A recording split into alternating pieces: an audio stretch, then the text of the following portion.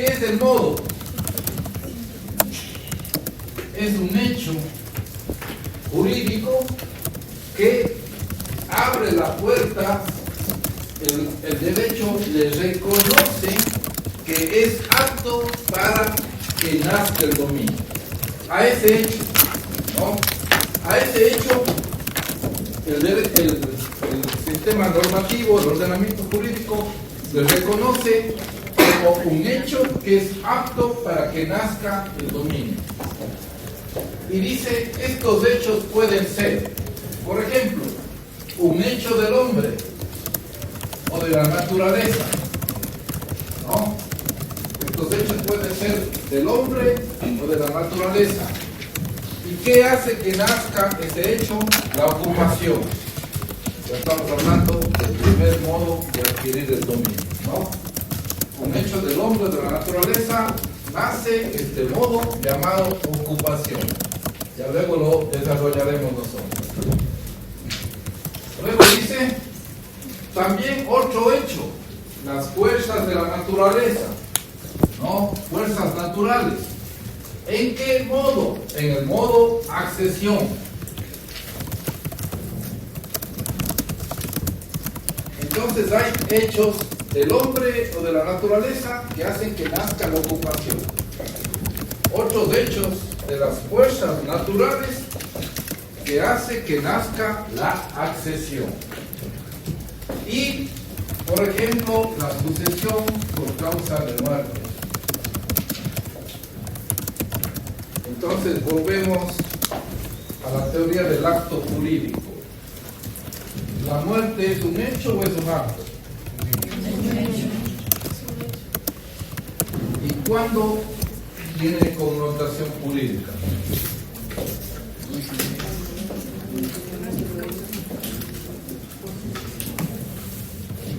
Cuando heredan, cuando hay sucesión.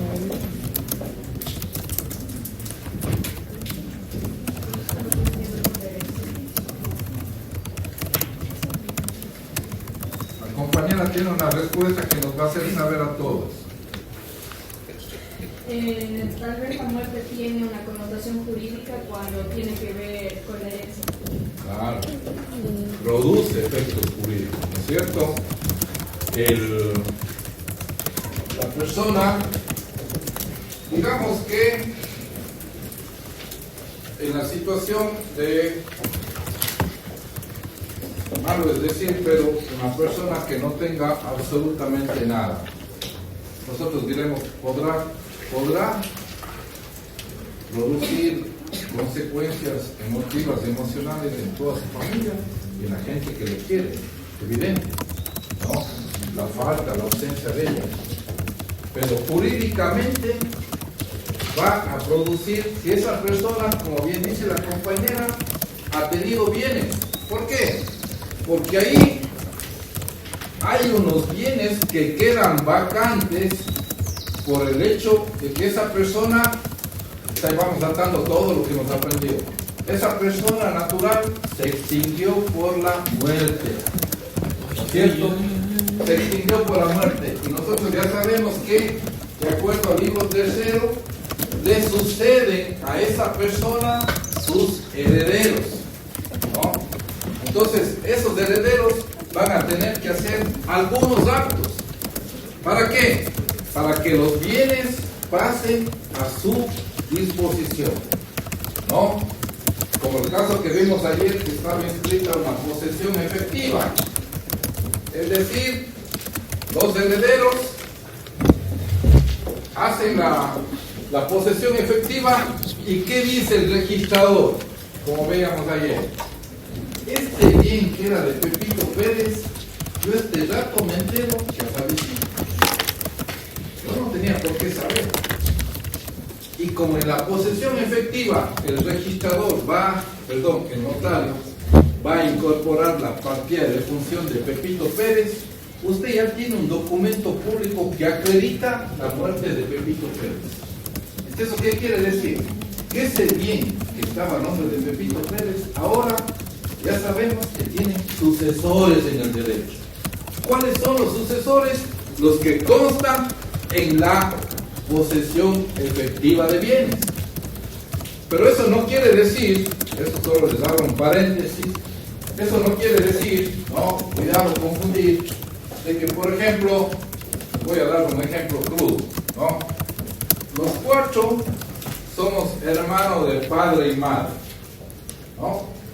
Entonces, como le queremos hacer de lado a las 3 que están acá, porque son solo hijas de padre, nos vamos, hacemos una posesión efectiva a los 4 y decimos que somos los únicos herederos de Pepito Pérez.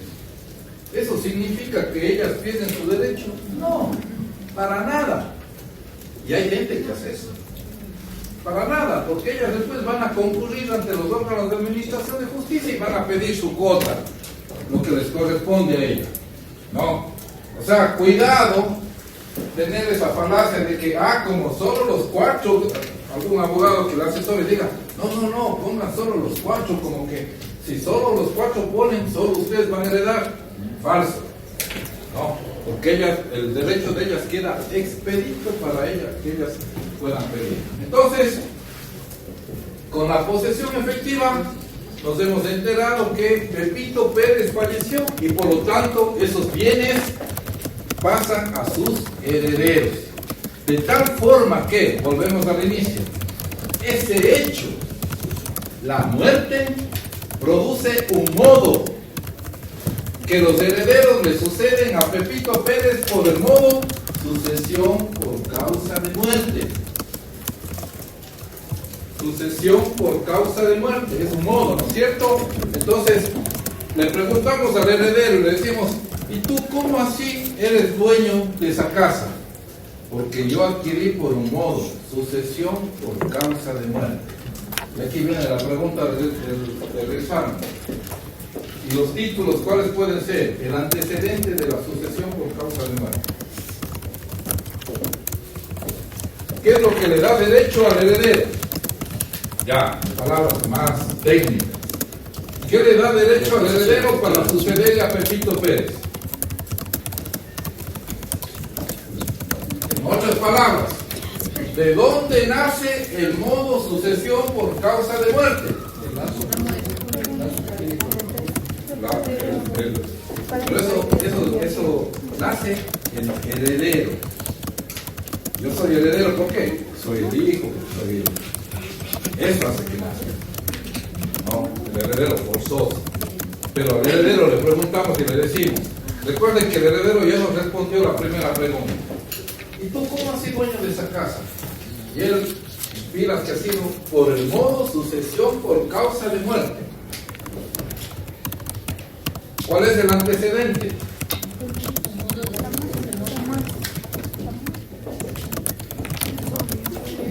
La fuente del derecho de él. Perfecto. El uno, la ley. ¿Y el otro?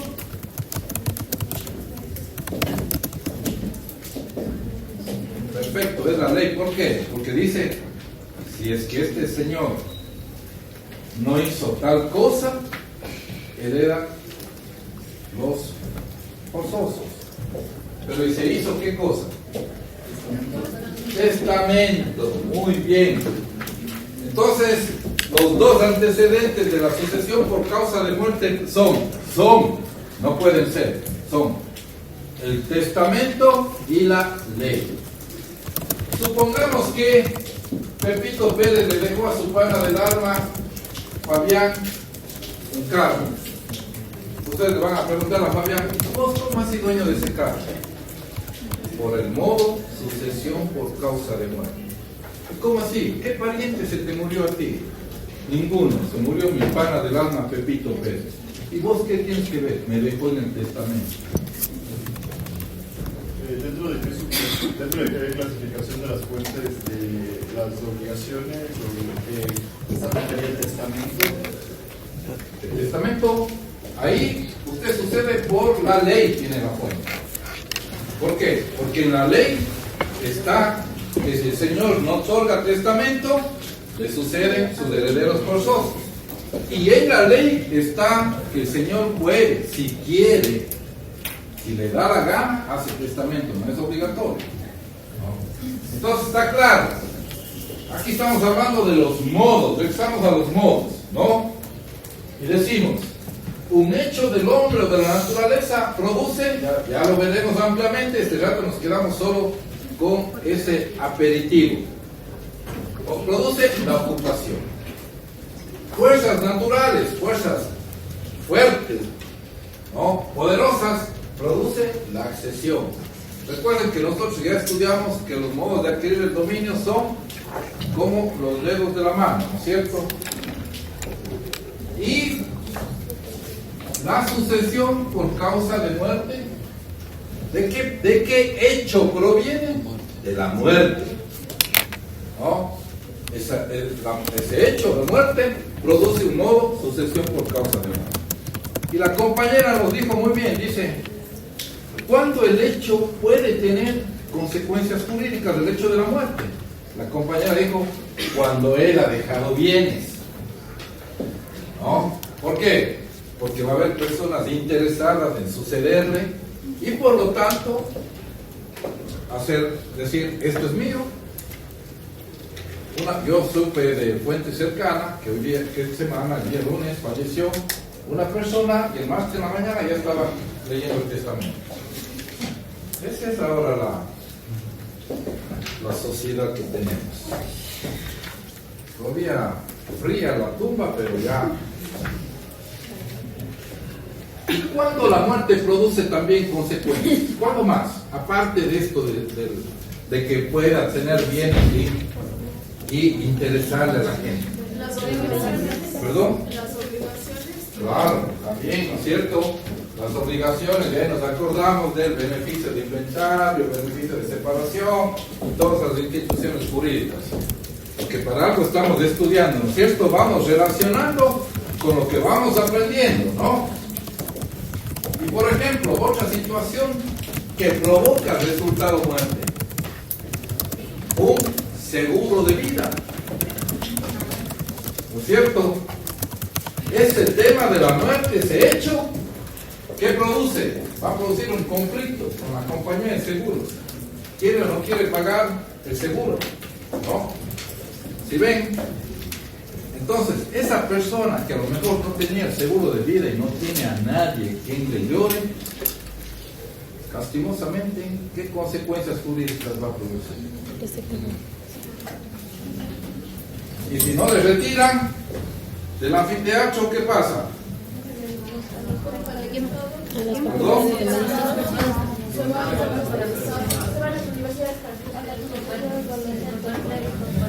Muy bien. Todo tenemos que ir recordando, ¿no? Nadie le retiró los 30 días. Facultades de medicina a estudiar qué ocurrió ahí. ¿Alguna pregunta? Yo tengo una pregunta. ¿Qué sucede cuando ya se hace la posesión efectiva? ¿Por qué figura otros herederos interesados que comprueben que hay un vínculo, y sea jurídico o sanguíneo, con el sucediente, pueden reclamarlo? Usted, en el mismo ejemplo, ¿no? En el mismo ejemplo, los 4 ya hicimos una posesión efectiva. Y nosotros, faltando a la verdad, será lo que puede ser un abogado estratégico, ¿no? Faltando a la verdad, dijimos, somos los únicos herederos de Pepito Pérez. Nos vamos, inscribimos, ingresamos la posesión efectiva en el registro de propiedad y el registrador hace lo que hemos, ya ayer nos quedó clarísimo lo que va a hacer el registrador. Las 3 compañeras se van donde otro notario, ellos no tienen idea de lo que hemos hecho nosotros, ¿no? Y por ahí le llaman a una de las personas que tienen algunas relaciones y dicen, no, hagan ustedes lo que les dé la gana. Van ellas y hacen una posesión efectiva de bien. Pero ellas actúan con buena fe y lealtad. Y dicen, nosotros somos herederos de Pepito Pérez, pero también son herederos, y nos nombran después. ¿Qué tiene que hacer el registrador? El registrador tiene que inscribirles, ¿no? Va a inscribir. ¿Qué va a tener el registrador? Como ya vimos ayer, de acuerdo a la escritura pública celebrada ante el notario el 5 tal fecha, ¿no? Se inscribe la posesión efectiva otorgada por los 4. siguiente acto registrado. Cronológicamente, no se olviden eso. Según escritura pública celebrada ante el notario fecha tal, la posesión efectiva a favor de las 3 personas, quienes además reconocen que son herederos también. Entonces, cualquier conflicto que podamos tener, los 7, ¿quién nos va a dar resolviendo? El juez. El registrador no se puede negar a inscribir. Y de ahí, ¿a quién le corresponde bien? ¿Cómo nos repartimos? Juicio de inventario, juicio de cuartel. Ahí se va a resolver legalmente. ¿No? Ahí se va a resolver. Mientras tanto, pregunta al examen. Pepito Pérez tenía 2 casas. ¿No? Los 4 nos reunimos y decimos, vendemos la casa. Porque nosotros podríamos hacer, ¿qué es?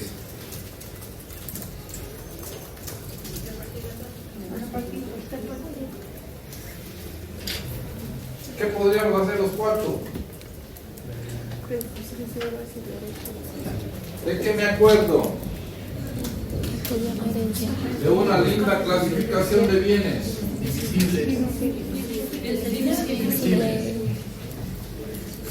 Es importante cuando hay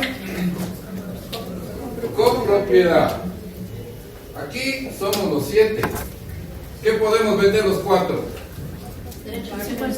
Derechos de acciones singulares fincados en esa casa. ¿No? Y si le vendemos a la compañera y ella sabe cuáles son los sucesores de Pepito Pérez, ¿qué va a decir ella? Yo ya tengo la parte proporcional de los 4. Me falta comprarles a las 3.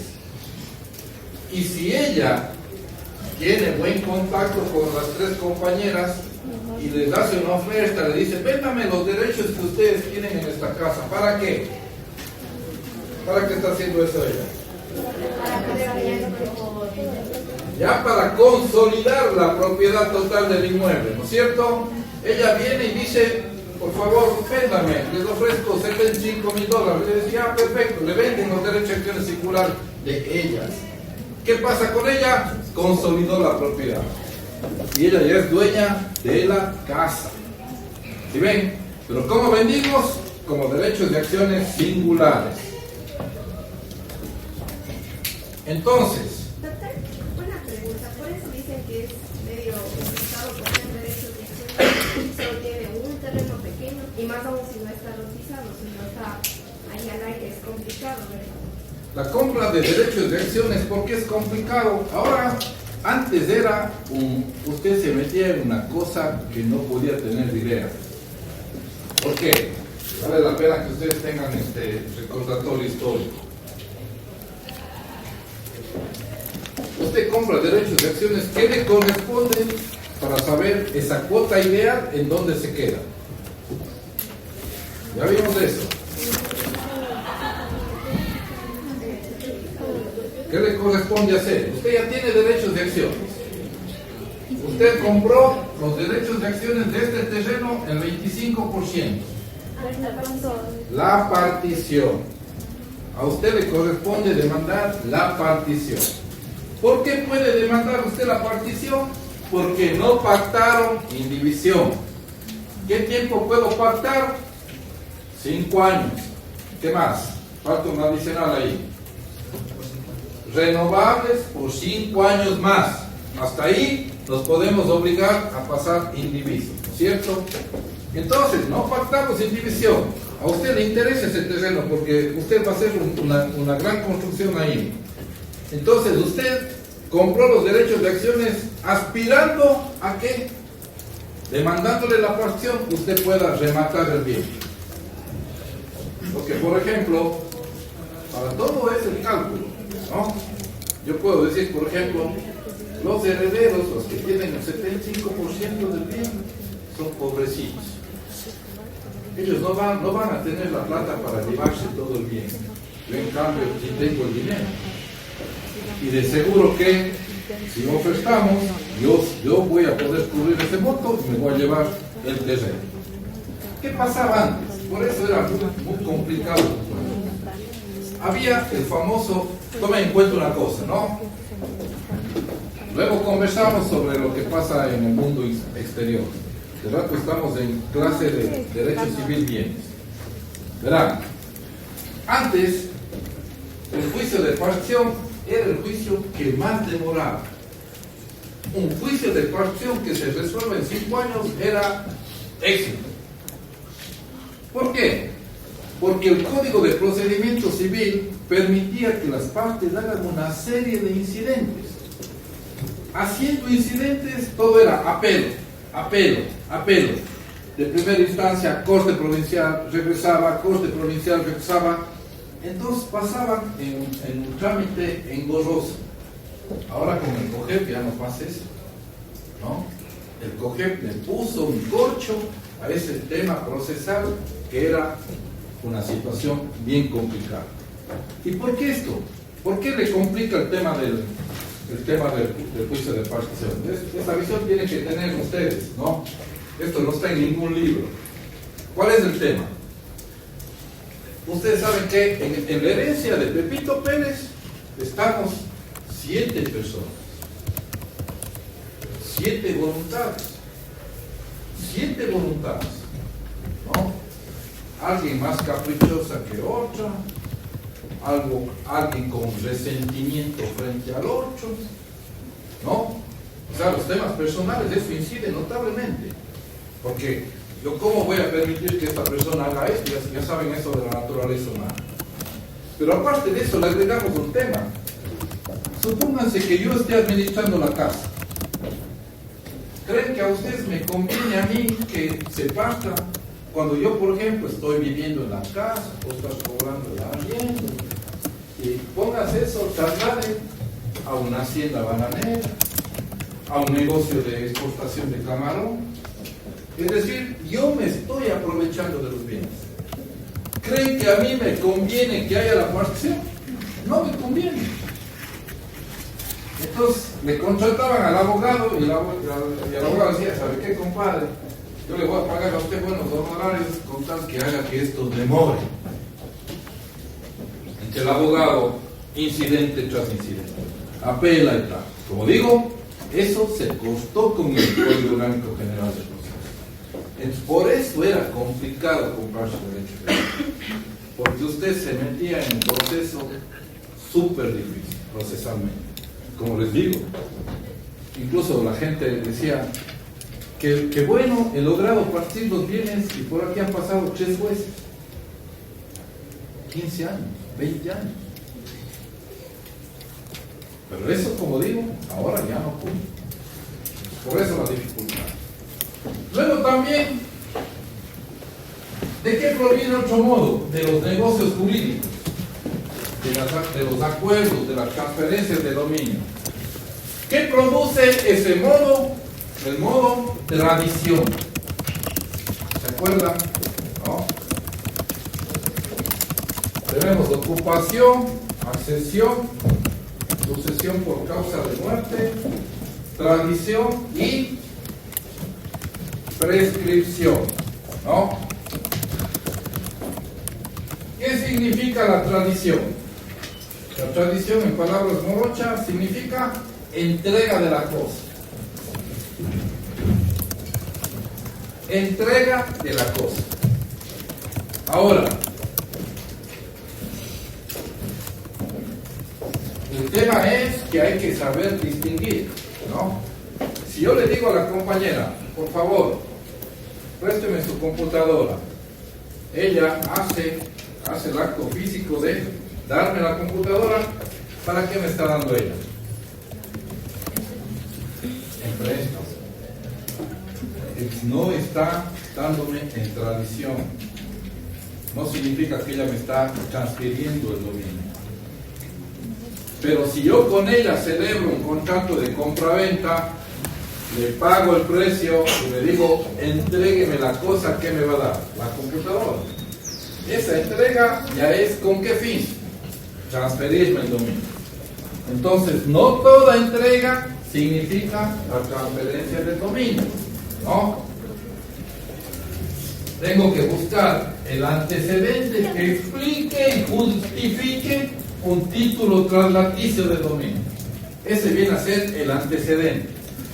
Entonces, ¿cuál es el antecedente con la compañera? ¿Cuál es el título traslaticio de dominio con la compañera?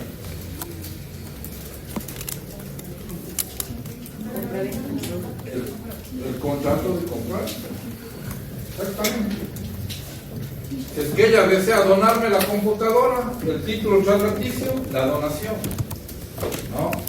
Si yo tengo algún bien valioso que a ella le interese, ella me da la computadora, yo le doy el otro bien, la permuta. ¿No? Entonces, hay un antecedente que permite saber que es el título. Ya empezamos a encontrar que hay un modo y hay un título. Artículo 691.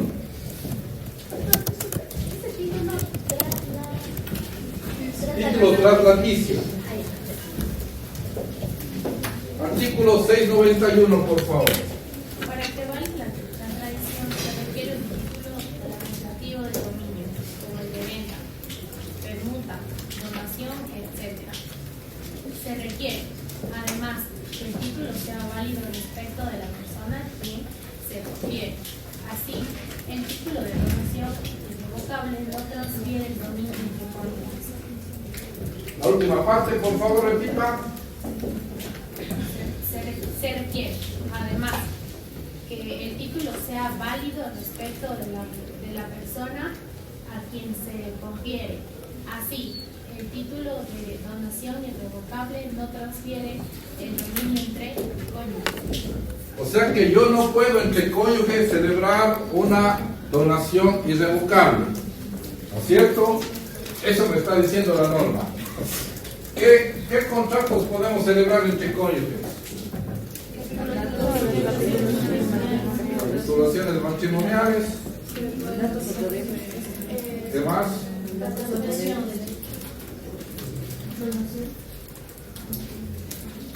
¿Qué dijo? Lea por favor la última parte. Solo lo de los cónyuges. Así, el título de donación irrevocable no transfiere el dominio entre cónyuges. Está diciendo que no, la donación no. Está diciendo, no transfiere el dominio entre cónyuges. Entonces, la pregunta es, ¿qué contrato podemos celebrar entre los cónyuges? Capitulaciones matrimoniales, mandato,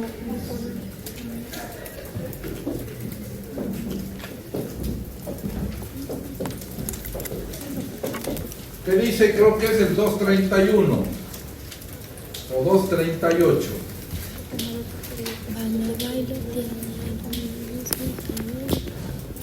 El 231 dice las reglas contenidas en el artículo 2. 238.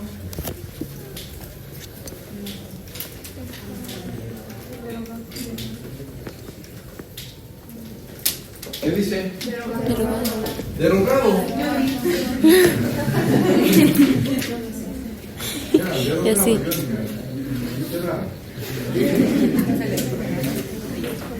218. Los cónyuges no podrán celebrar entre sí otros contratos que los de mandato, los de administración de la sociedad conyugal en los términos que constan en el artículo 142 de este código y capitulaciones matrimoniales. No obstante, en caso de separación de bienes, podrán adquirirlos y mantenerlos en comunidad. Ya, en separación de bienes, pero ya, ahí sí podemos ser ya copropietarios, ¿no? Esto los compañeros van a ver cómo les hace llegar, ¿no? Este documento es importante y usted, por favor, se queda con eso, que los pueda también pasar, Sofía, si ya les pasa a todos, ahí ustedes vean, pero dé lectura, por favor. En voz alta. Era solo para ti. Era solo para ti, Acto de reflexión. Vamos ahí. primera sala de la ex Corte Suprema expresó: nuestro Código Civil se separó en este punto del derecho francés y volvió a la doctrina del derecho romano. Aceptó el principio de que los contratos solamente sirven de título para adquirir el dominio, pero no son modos de adquirirlo. Y dentro de la doctrina romana aceptada por el Código Civil, el vendedor no está obligado a transferir el dominio al comprador en virtud de la compra-venta.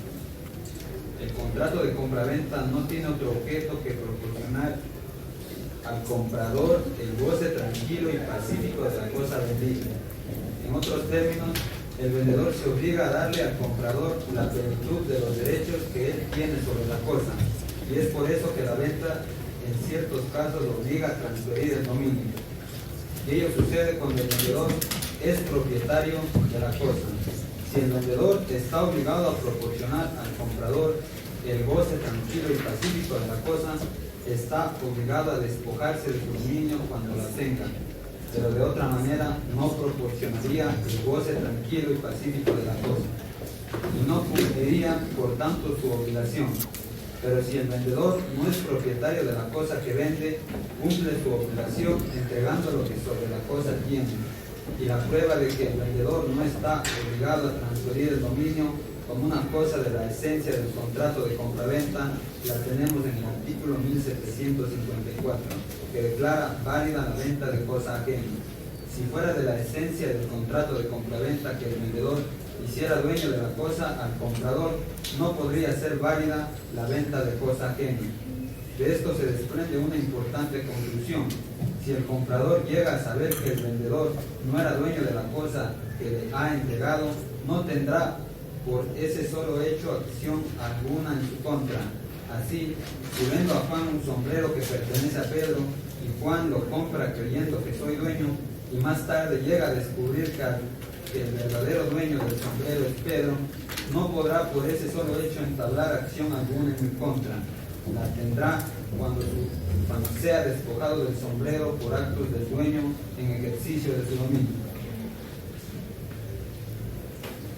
Esto, primero, aparece medio complejo, no tan sencillo de digerir.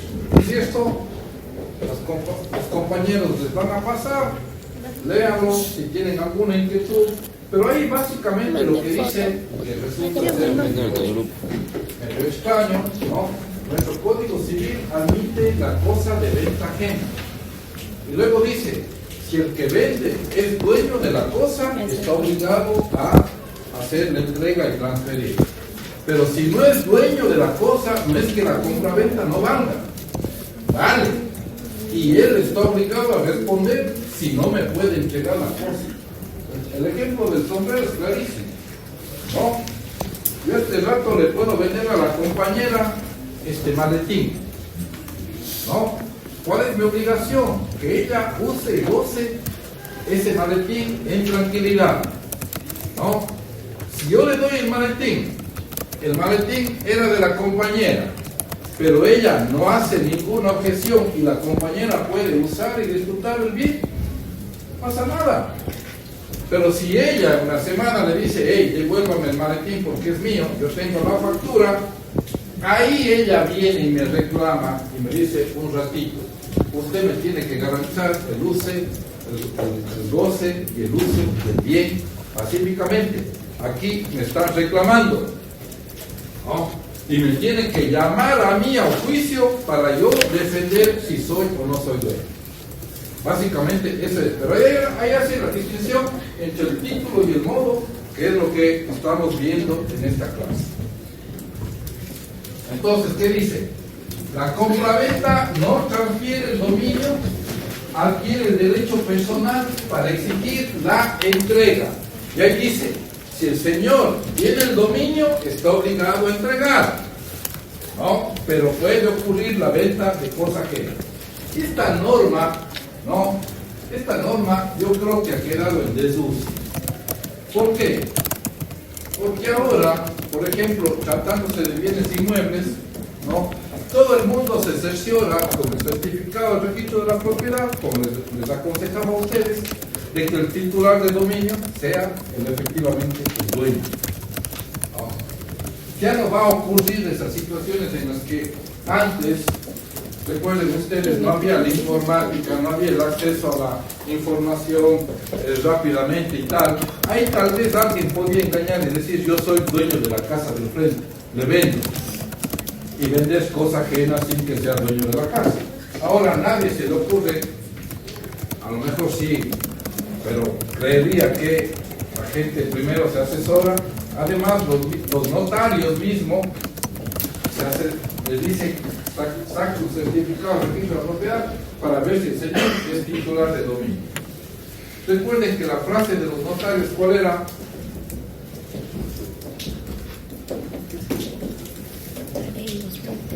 Abiertas las notarías, cerrados los juzgados. Se supone que ellos le tienen que dar tal seguridad jurídica a los negocios jurídicos que usted no va a tener que reclamar y demandar. ¿No? ¿No puede repetir la parte de la compraventa no transfiere el dominio? Por lo que acabamos de leer el inicio del documento. Dice, si yo tengo el dominio, tengo que transferir y dar la cosa. Pero si no la tengo, no por eso la compraventa es nula, dice.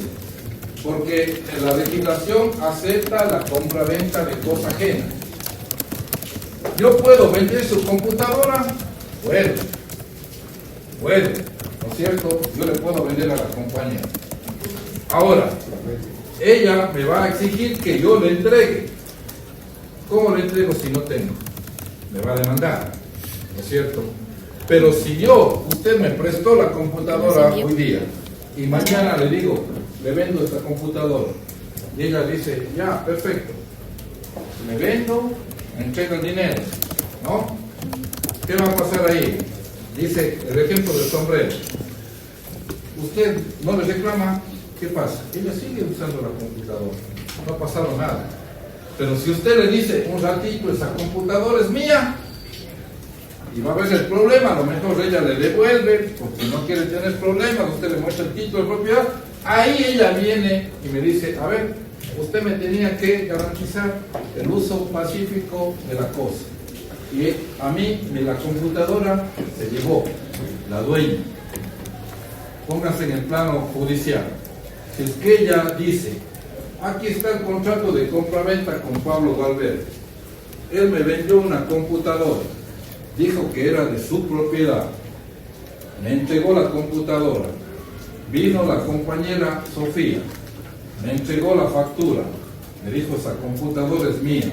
Se fue llevando la computadora. Yo le entregué, porque efectivamente la factura coincidía, la numeración, características, marca, todo. Yo fui desposeída de la computadora. Le demando a Pablo Valverde o el cumplimiento del contrato o la resolución. Es decir, que cumpla, que me entregue la computadora o que las cosas vuelvan al estado anterior. Que yo le devuelva los $500 que ella me pagó y punto final. Así va a ser la decisión judicial. ¿Qué puede pasar? Por eso dice la cosa de venta ajena, vale. Yo le digo a la Sofía, véndame su computadora. Yo hasta por quedar bien le ofrezco un buen precio. ¿Me vende? Taco entrega. Solucionado el tema. Yo le vendí cosa ajena a ella, sí. Pero luego adquirí la cosa y la entregué. Se solucionó el tema. ¿Sí ven? Preguntas.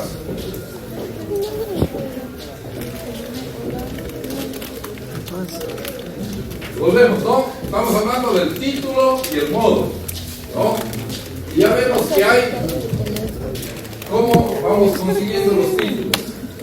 Entonces aquí el contrato es el antecedente, viene a ser el título. Luego regresamos a lo que ya analizamos. Los modos de adquirir el dominio. ¿Cuál es la norma de los modos de adquirir el dominio? Den lectura, por favor, a la norma. La ocupación. Porque ahí le aumentaron uno,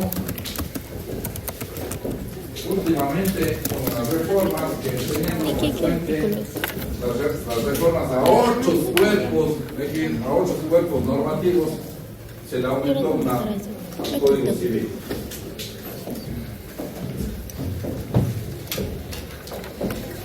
Ocupación, accesión, prescripción. Artículo 603. Dice, los modos de adquirir el dominio son la ocupación, la accesión, la tradición, la sucesión por causa de muerte, la prescripción y por sentencia ejecutoriada de extinción de dominio a favor del Estado.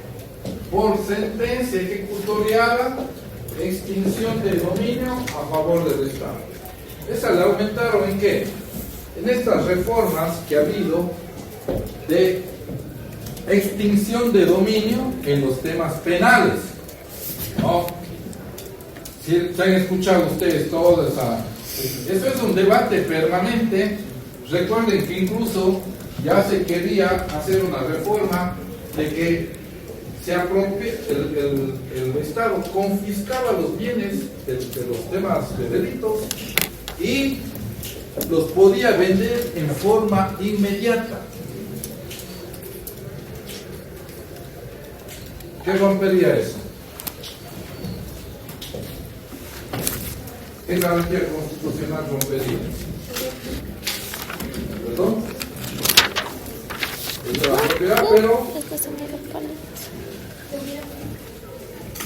Está bien, pero ¿cuál es la raíz?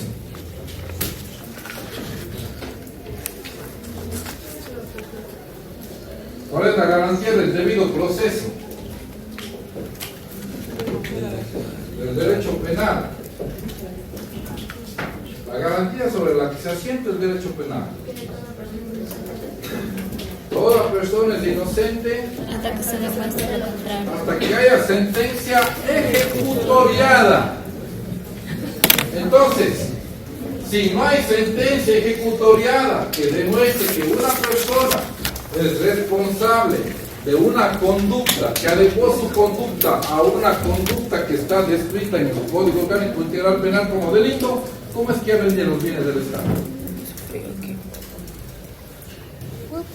Y después, si le dicen es inocente, si la ratifican el Estado de inocente, y los bienes, no, ya vendí.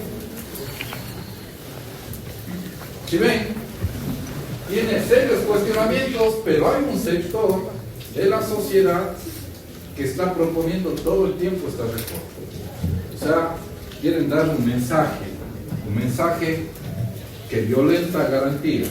Es decir, si te cogemos en delito, te vendemos todos los bienes en forma inmediata. Eso es lo que ellos quieren hacer, ¿no? Entonces, ¿cuál es una forma de adquirir el último que se ha agregado? Ya no serían los 5 en estricto sentido, ¿no? Es la declaración de extinción de dominio por medio del cual los bienes pasan a propiedad del Estado, ¿no? En estas figuras penales. Entonces, recordamos, ¿no?, lo que dijo la doctrina. Los modos de adquirir el dominio son taxativos.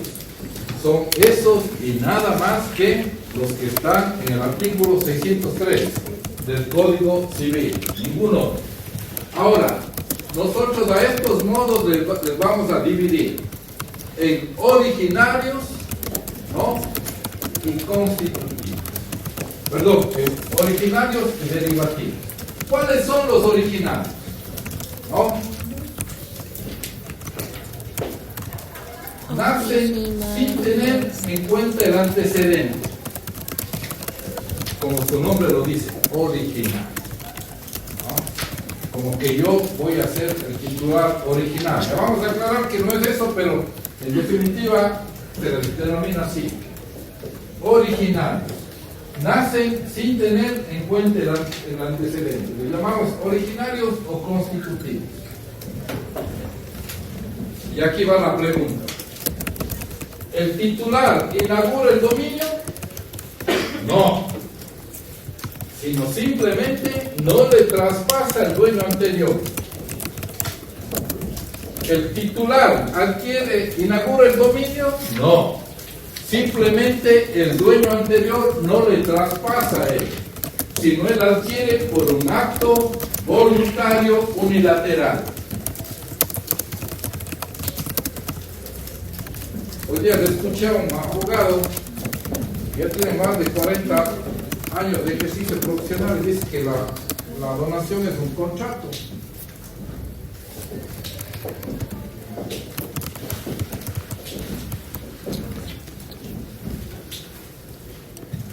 La donación es un acto unilateral, van los donantes, donan, ¿dónde está la otra parte? A veces comparecen a quienes donan, pero para aceptar. Pero de ahí yo voy, dono y tabelito, se acabó, es un acto unilateral, gratuito y irrevocable de mi parte. Entonces, los originarios o constitutivos nacen sin tener un antecedente, no es que él inaugura el dominio, sino que simplemente el anterior no le traspasa a él. ¿Cuáles son los originarios? La ocupación. Vamos para que tenga una idea, ¿no? La ocupación. ¿Cuál es una forma de ocupación? La común, la pesca. La pesca, ¿no? Yo voy, pesco, ¿qué adquiero? Adquiero el dominio de lo que estoy pescando, siempre y cuando lo haga dentro de la ley, ¿no? Dentro de la ley. ¿Qué hago dentro de la ley? Además, la pesca es, digamos que, la pesca es el que le hace sobrevivir a este modo de adquirir el dominio, ¿no? Básicamente, hablar de ocupación es hablar de pesca, ¿no? Yo adquiero la propiedad del pescado, ¿no? Alguien me traspasa a mí. Es más, el pescado pudo haber tenido antes un propietario, lo dejó de nuevo en el agua, ¿no? Entonces, cosa que no pertenece a nadie. Ahora, si yo hablo de cosa que no pertenece a nadie, estamos hablando de bienes muebles o bienes inmuebles. Bienes muebles. ¿Perdón? Muebles. Muebles, porque los inmuebles, No se pueden trasladar. No se pueden ¿perdón?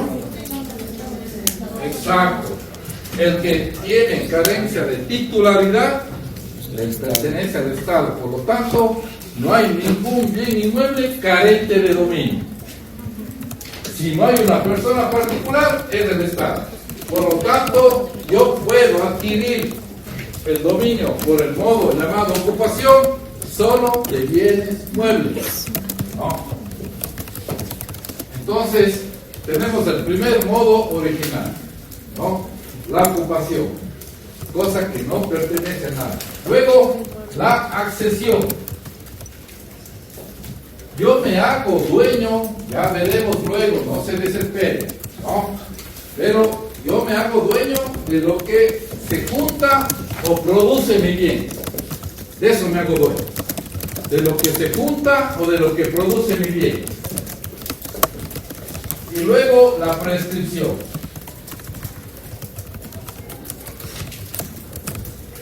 Son los tres modos originales o constitutivos de dominio: ocupación, accesión y prescripción. Entonces, verán esto, ¿no? Originales. Yo digo,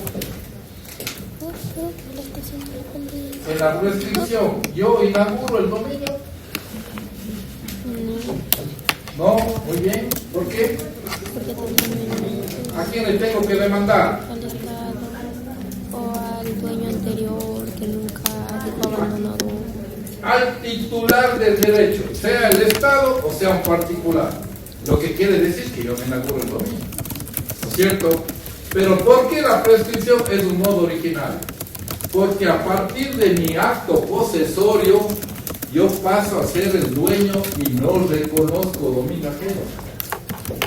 Es medio... a rato uno puede sentir que es como muy complicado. ¿Cómo es que yo inauguro el dominio con la prescripción si estoy obligado a demandar al dueño de ese bien? ¿No es cierto? ¿Pero por qué es? Porque yo no, como dice la expresión, no es que inauguro el dominio, pero a partir de mis actos, que es no reconocer dominio ajeno y yo portarme como dueño, yo inauguro mi dominio. Y por eso es un modo original. ¿No? Por eso es un modo original. La ocupación, voy, pesco, la accesión, el tema de los frutos, eso es sin ver a quién es el titular anterior. En los modos originales, ¿no? Yo veo atrás, ¿me interesa el detrás? No. Yo estoy inaugurando. O sea, yo soy el que a partir de mis actos voy a ser titular de dominio. En cambio, verán, 3 modos originales, ¿no? Los derivativos. Los derivativos serían los 3 siguientes de acuerdo a esta nueva reforma que hubo. Derivativos. Los 3 siguientes modos de adquirir el dominio. Derivativos. Sucesión por causa de muerte. Tengo que ver para atrás. ¿De quién era este bien? De Pepito Pérez, ¿no? Y por eso le heredé yo. Tradición. ¿De quién era este bien? De Pepito Pérez, que me vendió. ¿Y ven? Y en la confiscación de los bienes del Estado, ¿a quién le confiscó? Al autor del delito. Y porque le confiscó al autor del delito y él es autor de un delito, el Estado le quitó y pasa a ser propietario de esos bienes.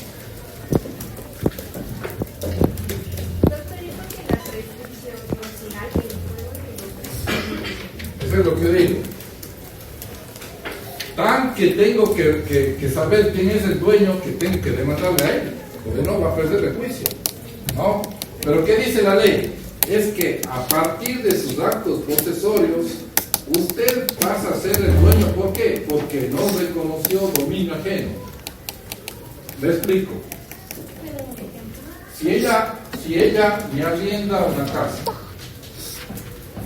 el 1 de octubre del año 2000, yo le quiero demandar la prescripción en el año 2017 y digo que yo he estado ejerciendo actos de señor y dueño sin reconocer dominio ajeno, y ella en el juicio saca los recibos del pago del arriendo. ¿Reconocí o no reconocí dominio? Claro, tan reconocido dominio que le pagué arriendo. ¿Van a declarar a mi favor la prescripción? No, ya marché, ya perdí. Porque la prescripción, ¿qué es? Portarse como señor y dueño, sin reconocer dominio ajeno. Por eso es que usted, cuando demanda la prescripción, ¿qué dice? Vengo ejecutando actos, ¿no?, posesorios en forma pública, pacífica e ininterrumpida, sin reconocer dominio ajeno. Sin reconocer dominio ajeno. ¿Podría preguntar acerca de la ocupación, si la adopción de los perritos y los gatitos podría entrar aquí o se maneja de otra forma? Si es que, por ejemplo, yo salgo a la avenida y encuentro un perrito, ¿no? Saco todos los anuncios de las redes. Perro extraviado. ¿Tiene dueño? Sí, seguramente tiene dueño. Pero si no asoma, ya no tiene dueño. Y le doy una adopción a usted. Saco y digo, ¿quién quiere adoptar? Para usted y para yo. Y para mí. Yo le digo, ¿quién es el dueño? No tenemos respuesta, porque no sabemos. Ya le publicamos todo, no asomó nadie. ¿Tenemos la capacidad de dar la vuelta y decir, él es el dueño? No tenemos. Pero usted se derroca al perro, sí. Precisamente, ¿por qué? Porque no tiene dueño. Si es que hay un dueño, de seguro que va a venir a reclamar. Si asoma el señor, ¿por qué? Publicamos y decimos, se ha perdido este perrito. Asoma y dice, es mío, vea, está la foto. Algo que aparentemente no tenía dueño, ya tiene dueño. Ya lo encontramos al dueño. ¿Cierto? Ya, ese perrito que en un principio creíamos que no tenía dueño, ya tiene dueño. Y ya no puede ser materia de preocupación.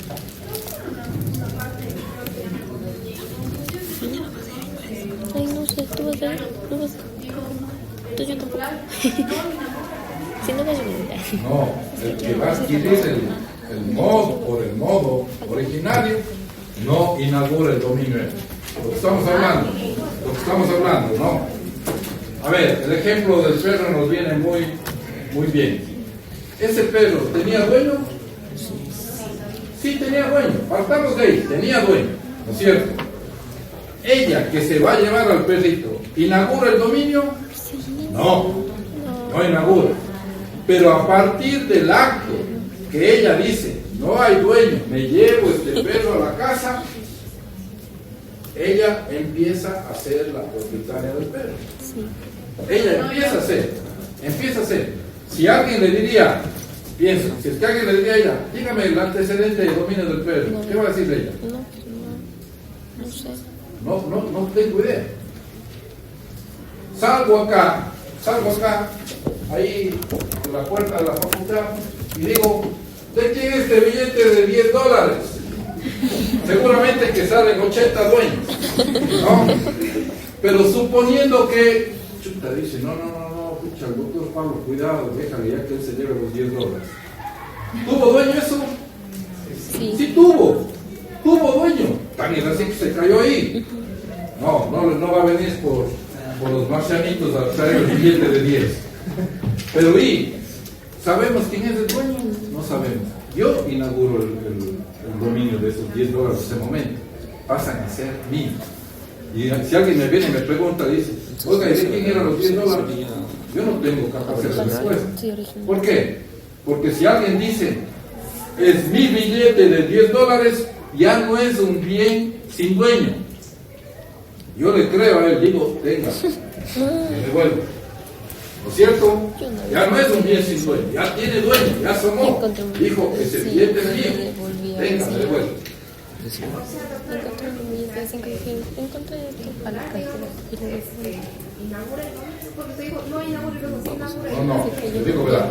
Dice, no inaugura el dominio. ¿Por qué? Porque el que inauguró el dominio es el primero que tuvo el billete de $10. ¿Pero qué? ¿De quién era el billete de 10? No asoma nadie.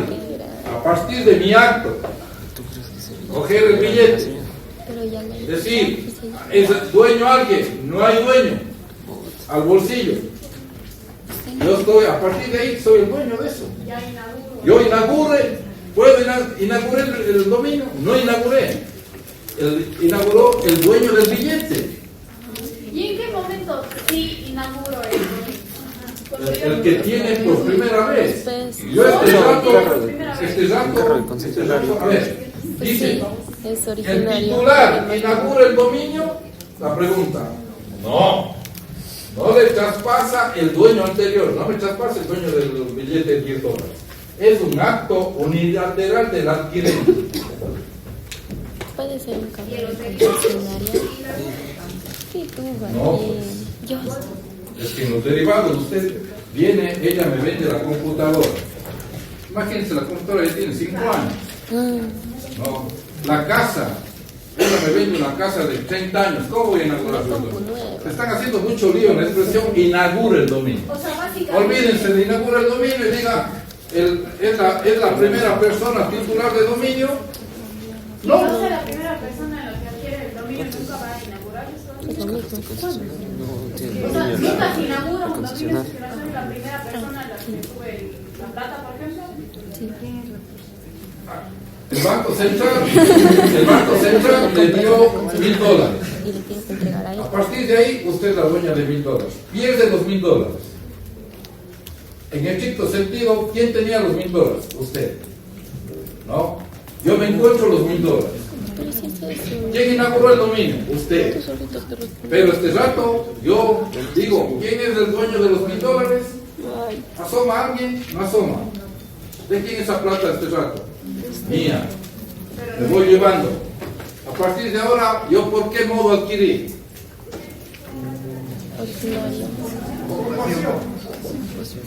Algo que no tiene dueño. Los $1,000 que encontré, digo, ¿de quién es el dueño de esto? No tengo respuesta. ¿Quién es el dueño? ¿Quién cogió? ¿A quién le puedo devolver esa plata? No puedo. Nadie asoma como dueño. Me voy llevando. ¿Yo inauguré el dominio? No. Usted fue la que inauguró el dominio.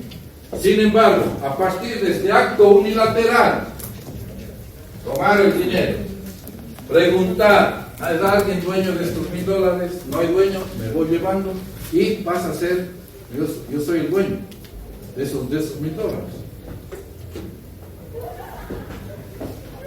Se me fue la pregunta. En la parte de originarios y constitutivos, a los dos más cuenta el antecedente. Los dos. Es que se vive en el caso de concesionario. Solo los originarios o constitutivos. Solo eso, Así que si es tradición. usted no tiene antecedentes. Porque tienes que comprar. Solo los originarios. ¿Cuáles son los originarios? La ocupación, la accesión y la prescripción. ¿No? ¿Cuáles son los derivativos? Tradición.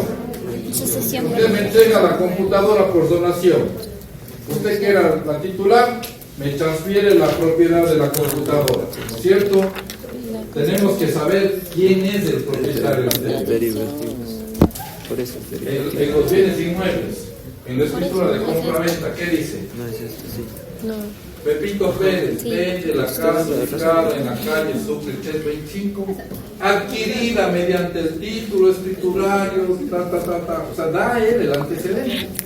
Entonces todo aquí sí nace teniendo en cuenta el Claro, por eso es derivativo, que viene de alguien que le deriva. En cambio, el originario no tengo antecedentes. ¿Cuál es el derivativo?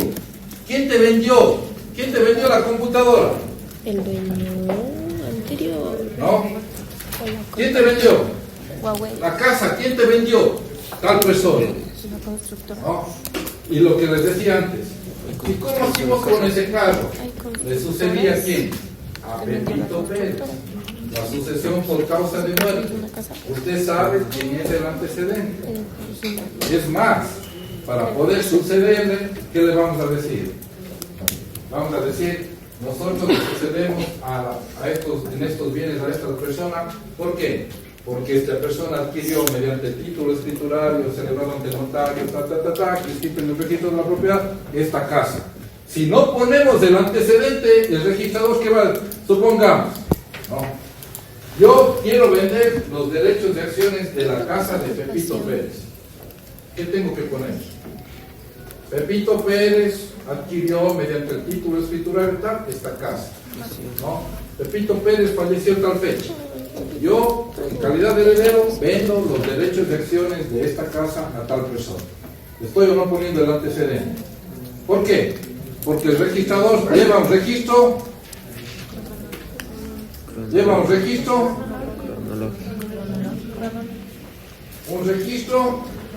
completo, publicitario. Un registro Publicitario, completo. Un registro Publicitario. personal. Entonces vamos a ver si Pepito Pérez era el dueño de esta casa. Efectivamente verifica que Pepito Pérez era el dueño de la casa. Yo soy sucesor del derecho de Pepito Pérez porque tengo escrita la posesión efectiva de los bienes. ¿Qué va a decir el registrador? Va a escribir. ¿Por qué? Porque yo estoy estableciendo el antecedente. Pepito Pérez adquirió esta casa mediante este título. ¿Y cómo pregunto?